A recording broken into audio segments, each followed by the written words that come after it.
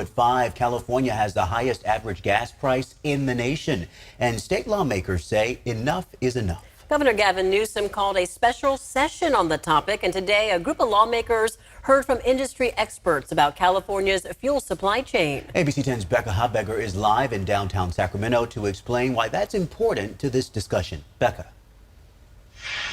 Yeah, Chris and Laura, Democrats and Republicans have already begun to introduce legislation to tackle California's high gas prices. And of course, their approaches do differ. But before these lawmakers can even begin to analyze these bills to see if they would be good for Californians, they need to better understand the state's fuel production and delivery system, which is complex.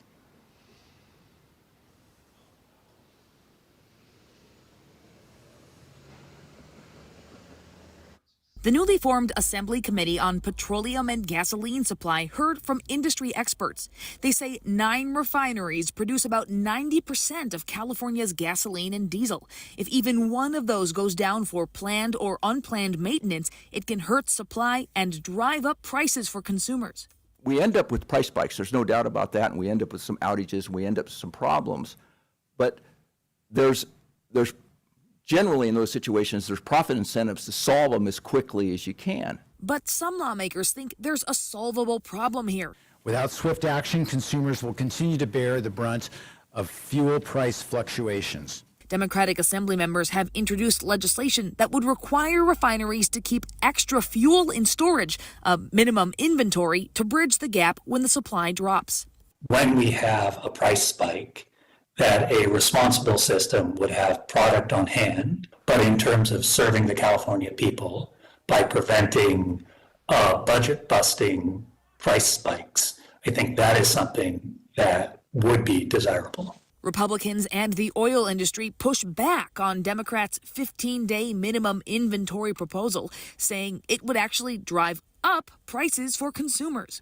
Instead of focusing on the solutions that will actually drive prices down, we've seen policies that risk pushing them even higher. In a news conference Wednesday, Assembly Republicans laid out some of their proposals to lower gas prices, including suspending the state gas tax, which is used to help repair California's roads. To suspend the gas tax and save 60 cents a gallon, but also backfill it with the general fund. So the projects will continue. Exempt gas from cap and trade and save 30 cents a gallon. Give drivers a rebate to offset high gas prices.